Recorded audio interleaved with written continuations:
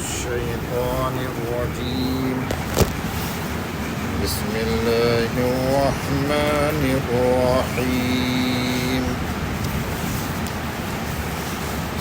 ألم نشرح لك صدرك ووضعنا عنك وزرك الذي أنقض ظهرك ورفعنا لك ذكرك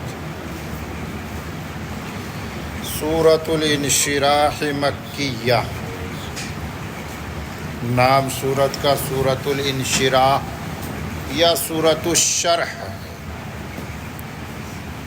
ہجرت سے قبل نازل ہونے والی سورت ہے۔ سورت کا نمبر ہے 94 نمبر کی سورت ہے۔ کل 8 آیتیں ہیں اور 1 رکوع ہے۔ سورت کا نام سورۃ الانشراح ہے۔ پہلی آیت مبارکہ میں یہ لفظ آتا ہے، الم نشرح لک صدرک۔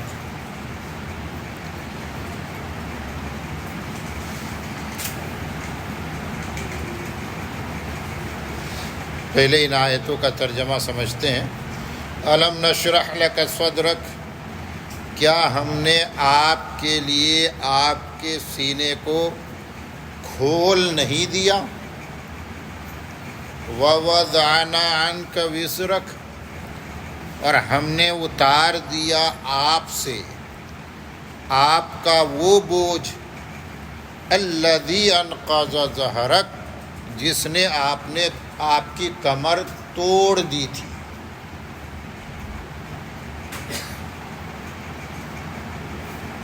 اس آیت پچھلی آیت، یہ جو پچھلی سورہ مبارکہ گزری ہے، اس میں آپ دیکھیں گے الم یجدک یتیما فآویٰ، آخر میں حضور اکرم صلی اللہ علیہ وسلم پر احسانات بتائے گئے، انعامات کا تذکرہ ہوا۔ کیا اللہ تعالیٰ نے آپ کو یتیم نہیں پایا، پھر ٹھکانہ دیا؟ آپ کو بے خبر پایا، فہدا، اللہ نے آپ کی ہدایت فرمائی۔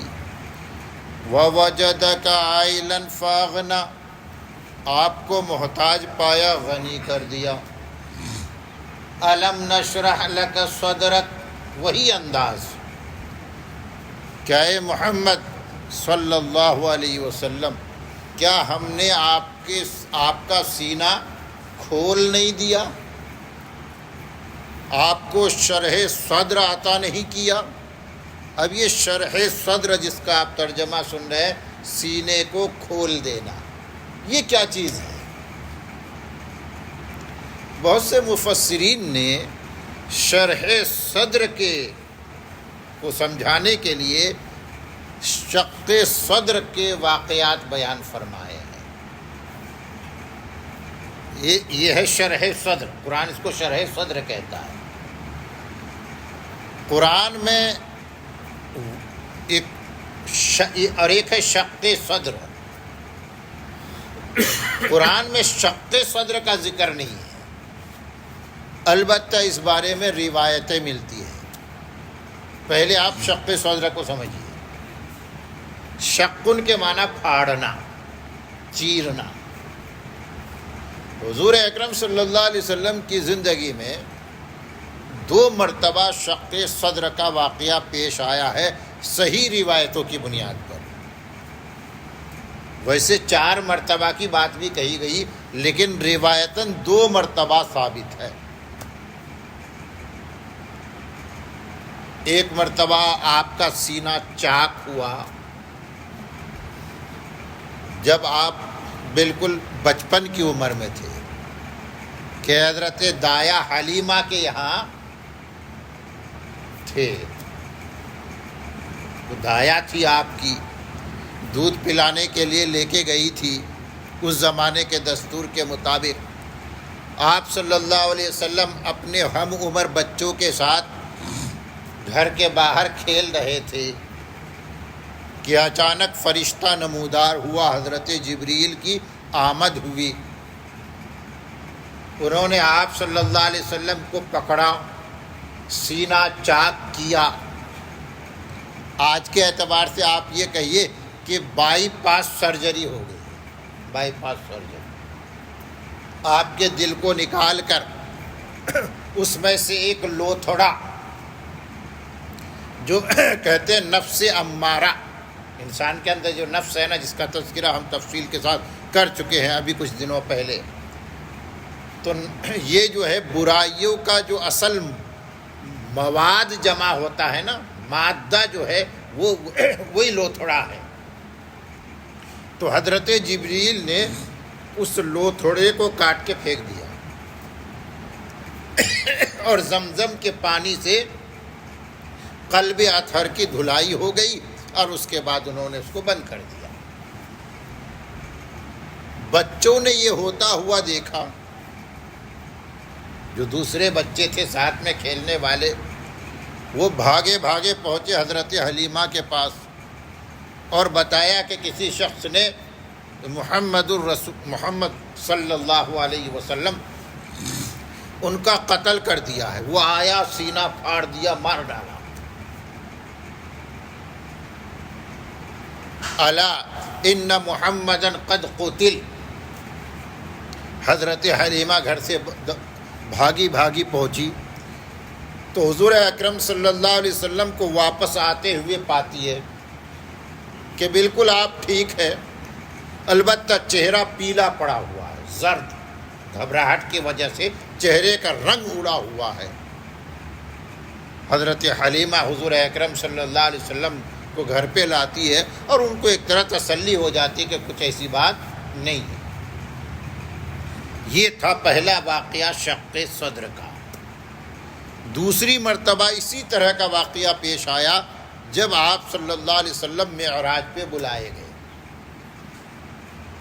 آپ معراج پہ جو تشریف لے گئے تو یہ جو سفر کا بالکل ابتدائی مرحلہ، بلکہ کہ یہ تیاری کا، جب سفر ہوتا ہے تو پہلے ہم اس کے لیے تیاری کرتے ہیں۔ آپ صلی اللہ علیہ وسلم حضرت ام ہانی کے گھر پہ تھے، رات کا وقت تھا، آخری پہر۔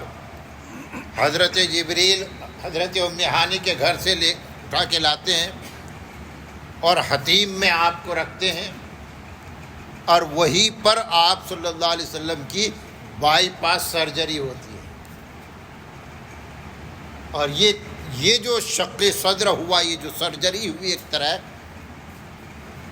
اس سفر کے لیے آپ کو تیار کرنے کے لیے۔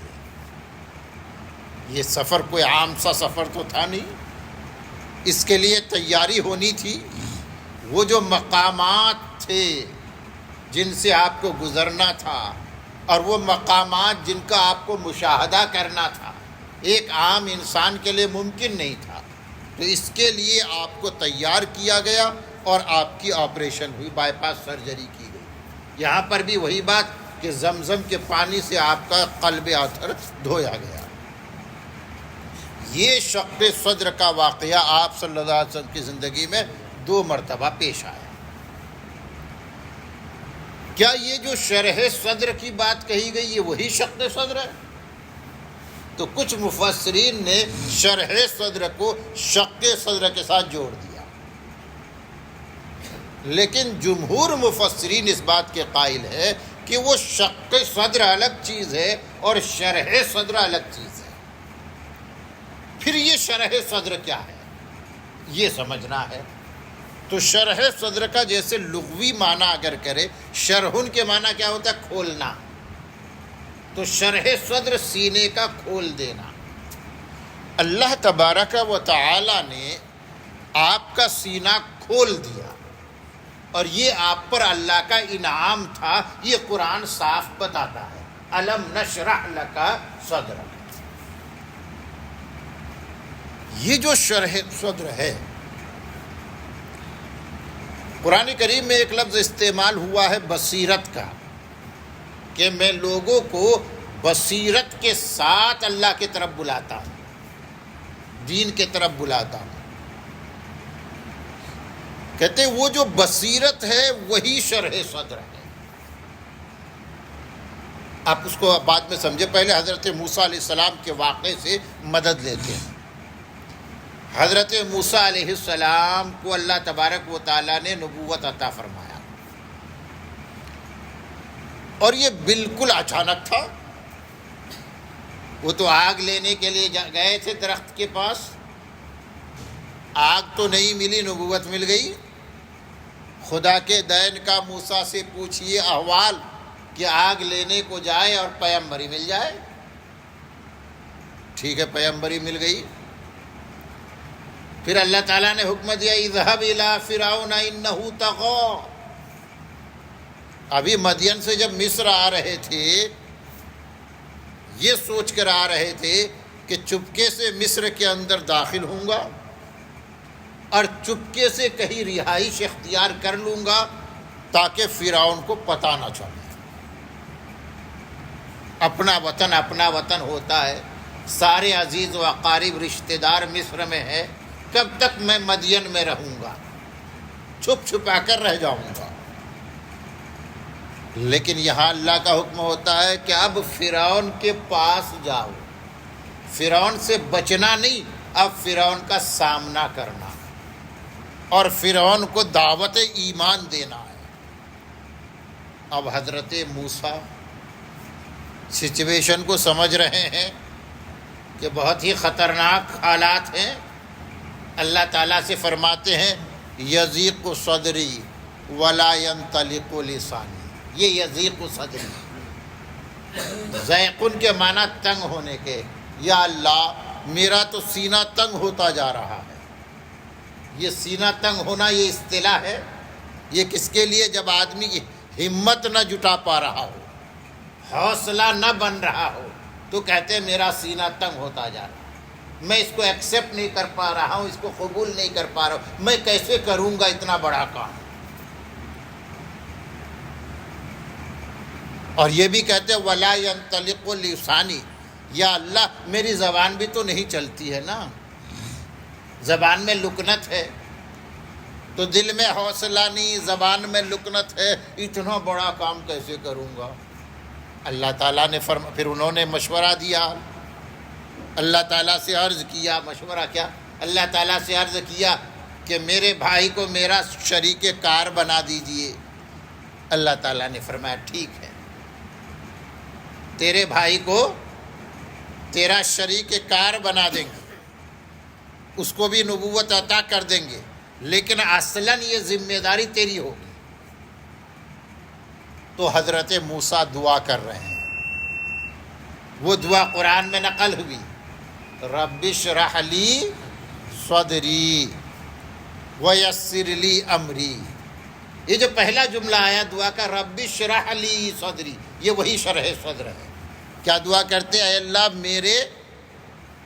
اے میرے رب میرے سینے کو کھول دے، میرے لیے مجھے شرح صدر عطا فرما دے. یعنی جب یہ میری ذمہ داری بن گئی ہے تو میں اس ذمہ داری کو ادا کر پاؤں، اس کے لیے مجھے کانفیڈنس عطا فرما دے. وہ جو میں نے بصیرت کا لفظ استعمال کیا تھا، اس کی جگہ آپ کانفیڈنس استعمال کر سکتے ہیں. بالکل کانفیڈنٹلی میں یہ کام کر سکوں، میرا حوصلہ بڑھا دیجیے. میرے دل میں کہتے اس کام کے لیے وسعت پیدا کر دیجیے. یہ جو دل کہتا ہے نہیں ہو سکے گا، نہیں ہو سکے گا، دل کی کیفیت ایسا بنا دیجیے کہ میں کر سکوں گا، اچھی طرح کر سکوں گا، بالکل کر سکوں گا. یہ جو کانفیڈنس ہے، یہ جو بصیرت ہے، اس کو قرآن نے شرح صدر کہا. اب ذرا سوچئے کہ یہ جو کانفیڈنس آپ صلی اللہ علیہ وسلم کے اندر پیدا ہوا،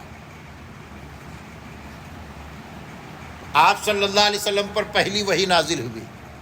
آپ جانتے ہیں کہ جب پہلی وحی نازل ہوئی، اس سے پہلے آپ صلی اللہ علیہ وسلم کے پر جو وارد ہونے والے جو کیفیتیں تھیں وہ بہت خطرناک تھی. وہ قبض کی ایک کیفیت پیدا ہو گئی تھی. یہ ہے کہیں خیال ٹک ہی نہیں رہا تھا. فکریں پریشان کر رہی ہے، ہم غم میں مبتلا ہیں، ہر وقت ٹینشن میں نظر آ رہے ہیں. اور جیسا کہ آپ نے بارہا سنا کہ اس قدر فکر مند فکر اس قدر سوار ہو گئی ہے کہ خودکشی کی بات آ رہی ہے، میں پہاڑ پہ چڑھ جاؤں گا، نیچے کود جاؤں گا، جان دے دوں گا، کہ یکایک آپ کو نبوت ملتی ہے اور اللہ تبارک و تعالیٰ کی طرف سے راستہ کھولا جاتا ہے۔ تو پریشان ہے نا، راستہ بند نظر آ رہا ہے، کیا میں کیا ہوں، مجھے کیا کرنا ہے، میری ذمہ داری کیا ہے؟ اللہ نے راستہ کھول دیا کہ تیرا راستہ نبوت والا ہے، رسالت والا ہے۔ قم فانذر، کھڑے ہو جاؤ، آپ لوگوں کو ڈراؤ، رب کی بڑائی بیان کرو، لوگوں کو ایمان کے طرف بلاؤ، یہ تمہارا راستہ ہے۔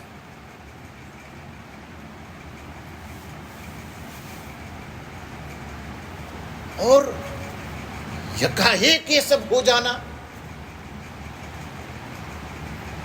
انسان کو تو کہتے ہیں نا تیاری چاہیے۔ اب واک بھی کرتے ہیں تو ڈاکٹرز بتاتے ہیں پہلے اس کی تیاری کریں، ایک دم بھاگنا شروع مت کر دینا، اپنے باڈی کو اس کے لیے تیار کرنا، پہلے ذہن سازی ہوتی ہے، پھر اس کے بعد کام بتایا جاتا ہے تو عام آدمی اس کو کر پاتا ہے۔ یہاں سب کچھ اچانک ہوتا جا رہا ہے۔ آپ صلی اللہ علیہ وسلم امی تھے، کسی کے پاس بیٹھ کر کچھ سیکھا نہیں تھا، بظاہر لکھنا نہیں جانتے تھے، پڑھنا نہیں جانتے تھے۔ ایک آدمی جو لکھنا پڑھنا نہیں جانتا ہے، آپ اس کو بٹھا دو کہ یہاں پر بیٹھو قرآن کی تفسیر کرو، وہ بڑی آسانی کے ساتھ کر لے گا۔ آپ اس کو لے آ کے دکھا دو کہ یہ بیمار ہے، اس کا علاج کرو، ڈاکٹر نہیں ہے اور کہہ دو کہ اس کا علاج کرو، آدمی گھبرا جائے گا کہ نہیں؟ یہاں وہی گھبراہٹ والی بات تھی۔ آپ کو فرشتہ کہہ رہا ہے اقرا، پڑھیے، تو آپ کہہ رہے ہیں ما انا بقاری، میں پڑھنے والا نہیں ہوں، میں پڑھ نہیں سکتا۔ فرشتہ کہہ رہا ہے پڑھیے اور آپ کہہ رہے ہیں ما انا بقاری۔ تو ایسا لگتا ہے شروع میں کہ یہ ذمہ داری تو آپ سے زیادہ ہو نہیں سکے گی، اتنا بڑا بوجھ، نبوت اور رسالت سے بڑی ذمہ داری کچھ ہو سکتی ہے کہ لوگوں کو سب کو ہدایت کی طرف بلانا ہے، سارے لوگ جہنم کی طرف جا رہے ہیں، سب کو روکنا ہے جہنم سے اور سب کو جنت کی طرف روا دوا کرنا ہے۔ بڑا مشکل کام تھا۔ عقل استعمال کرے تو کہیں گے امپاسبل، ناممکن، یہ ہو نہیں سکتا تھا۔ لیکن تاریخ کس بات کی شہادت دیتی ہے کہ آپ نے رسالت پوری رسالت والی ذمہ داری پورے طور پر ادا کی، 100% 100% آپ نے ادا کی۔ یہاں تک کہ عرفات کے میدان میں جب صحابہ سے آپ نے پوچھا کہ کیا میں نے تبلیغ کر دی، جو میری ذمہ داری تھی رسالت والی، حل بلغت، میں نے تبلیغ کر دے، تم کو پہنچا دیا اللہ کا دین؟ تو صحابہ نے کیا کہا؟ ہاں، آپ نے تبلیغ ہی نہیں کی، آپ نے تبلیغ کا حق ادا کر دیا۔ یہ حق کا لفظ آتا کہ آپ نے تبلیغ کا حق ادا کر دیا۔ یہ کیسے ہو سکا؟ یہ کیسے ممکن ہوا؟ چونکہ اللہ تعالیٰ نے اس کے لیے آپ کا سینہ کھول دیا تھا۔ اور اسی نعمت کا اس آیت میں بیان ہے، الم نشرح لک صدرک، کیا ہم نے آپ کے لیے آپ کا سینہ کھول نہیں دیا؟ آپ کے اندر اس کام کے تعلق سے کانفیڈنس نہیں ڈال دیا، بصیرت نہیں پیدا کر دیا؟ آپ سب حضرات جانتے ہیں کہ ایک تو کام ہے، ذمہ داری ہے تو کرنا ہے، لیکن سمجھ میں نہیں آ رہا ہے۔ جب تک آپ کو کام سمجھ میں نہیں آئے گا، آپ کام کو برابر نہیں کر سکتے، اس کا حق ادا نہیں کر سکتے۔ اور جب کام سمجھ میں آ گیا، جب آدمی سمجھ کے کرتا ہے، تب اس کے اندر بصیرت پیدا ہوتی ہے، تب اس کے اندر کانفیڈنس جاگتی ہے کہ ہاں یہ ہو جائے گا، اور کیسے ایسے کرنا ہے پورا آپ کے سامنے ایک نمونہ رکھ دے گا۔ تو اللہ تبارک و تعالیٰ نے یہ جو کار نبوت تھا، یہ جو رسالت والی رسپانسبلٹی تھی، اس کے لیے آپ کا سینہ کھول دیا، پورے طور پر اس کام کو سمجھ گئے، اور اس کام کو کس حکمت کے ساتھ انجام دینا ہے یہ بھی اللہ تبارک و تعالیٰ نے آپ کو بتا دیا۔ چنانچہ 23 سال کے قلیل عرصے میں یہ ساری ذمہ داری آپ نے ادا کر دی۔ الم نشرح لک صدرک، کیا ہم نے آپ کے لیے آپ کا سینہ کھول نہیں دی؟ تو یہ ہے شرح صدر، کانفیڈنس دے دینا، بصیرت عطا کر دینا، یہ اللہ تعالیٰ۔ اور دعاؤں میں ایک دعا یہ بھی ملتی ہے، کہتے ہیں نا اللہم نور قلوبنا للایمان واشرح صدورنا للاسلام، اے اللہ ایمان کے لیے ہمارے دل کو منور کر دیجئے اور اسلام کے لیے ہمارے سینے کو کھول دیجئے۔ حدیث قرآن میں ہے کہ اللہ تعالیٰ جس کے ساتھ بھلائی کا ارادہ کرتا ہے یشرح صدرہ للاسلام، اللہ تعالیٰ اس کے سینے کو اسلام کے لیے کھول دیتا ہے۔ یہ تو ہم کو بھی اس کے لیے دعا کرنی چاہیے کہ اللہ ہمارے سینوں کو اسلام کے لیے کھول دے۔ آج جو عمل کرنا مشکل ہے نا، اس کا مطلب شرح صدر نہیں ہے۔ جب اللہ اسلام کے لیے سینہ کھول دے گا تو اسلام ہمارے دل میں داخل ہو جائے گا، اور وتھ کانفیڈنس ہم وہ ساری ذمہ داریاں ادا کر سکیں گے۔ یہ جو ہوتا تھا نا، صحابہ کیا کہتے تھے؟ صحابہ یہ کہتے تھے کہ اے محمد صلی اللہ علیہ وسلم، یہ جو تم دعوت ایمان دیتے ہو نا، پہاڑ پہ چڑھ کر جان دے سکتے ہیں، آگ میں کود کر اپنے آپ کو جلا سکتے ہیں، لیکن تیرا پیش کیا ہوا دین کبھی قبول نہیں کر سکتے۔ مستحی نہیں تھا، یکایک وہ سارے کے سارے مسلمان ہو گئے۔ کیوں؟ چونکہ اللہ نے ان کے سینے کو اسلام کے لیے کھول دیا۔ بند تھا، بند دروازے اللہ نے کھول دیے۔ تو اسلام آسان ہے اگر اللہ دروازہ کھول دے، اس لیے کہتے ہیں اے اللہ ہمارے سینوں کو اسلام کے لیے کھول دے۔ آمین یا رب العالمین۔ الحمد للہ رب العالمین والصلاة والسلام علی رسول النبی الکریم۔ اللہم انت السلام ومنک السلام تبارکت یا ذا الجلال والاکرام۔ ربنا ظلمنا انفسنا وإن لم تغفر لنا وترحمنا لنكونن من الخاسرین۔ یا اللہ ہمارے گناہ معاف فرما دے، یا اللہ ہماری خطائے لغزشیں معاف فرما دے، یا اللہ یا اللہ یا اللہ نور قلوبنا للایمان واشرح صدورنا للاسلام۔ یا اللہ اسلام کے لیے ہمارے سینوں کو کھول دے۔ یا اللہ جو بھی ہماری ذمہ داریاں ہیں، یا اللہ اس کے لیے ہمارے سینے کو کھول دے۔ ہمارے اندر یا اللہ حوصلہ پیدا فرما دے، کانفیڈنس پیدا فرما دے، بصیرت پیدا فرما دے، ہر طرح کے شکوک و شبہات سے ہمارے ایمان کی حفاظت فرما لے۔ یا اللہ اپنے نیک بندوں میں ہمیں شامل فرما لیجیے۔ یا اللہ لمحہ لمحہ عافیت عطا فرمائیے۔ یا اللہ ہر طرح کے آفات و بلیات سے بچائیے۔ یا اللہ ہر طرح کے آفات و بلیات سے بچائیے۔ یا اللہ جو بیمار ہیں ان کو شفا عطا فرمائیے۔ یا اللہ بہت سے لوگ بیمار ہیں، کل بھی ایک صاحب ملے، یا اللہ ان کے بھائی ایک بہت مہلک بیماری میں مبتلا ہے، انہوں نے دعا کے لیے کہا ہے، یا اللہ ان کو شفا عطا فرمائیے۔ یا اللہ تمام بیماروں کو شفا عطا فرمائیے۔ یا اللہ بے شک شفا دینے والی ذات آپ ہی کی ہے۔ یا اللہ شفا دینے والی ذات آپ ہی کی ہے۔ یا اللہ تمام بیماروں کو ہر چھوٹی بڑی بیماریوں سے شفا عطا فرمائیے، شفائے عاجلہ عطا فرمائیے، شفائے دائمہ عطا فرمائیے، شفائے مستمرہ عطا فرمائیے۔ سبحان ربک رب العزت عما یصفون وسلام علی المرسلین والحمد للہ رب العالمین۔